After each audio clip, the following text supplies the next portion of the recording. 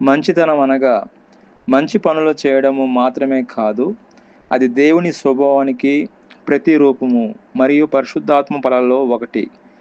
పరిశుద్ధాత్మ ఫలము గలతీయులకు రాసిన పత్రిక 5:22 ప్రకారము మంచితనము ఆత్మ యొక్క ఫలాల్లో ఒకటి.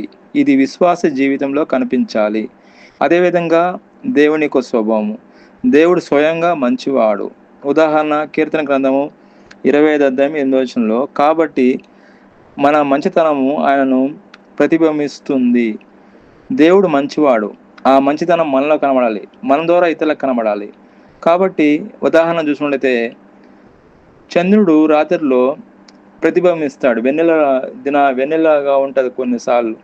అంటే చంద్రుడికి ప్రకాశించే కాంతి లేకపోయినా కానీ సూర్యుడి నుంచి అది ప్రకాశిస్తుంది. అదేవిధంగా మనలో మంచితనం లేదు, కానీ దేవుడిచ్చే మంచితనాన్ని బట్టి మనం ప్రతిబింబించాలి.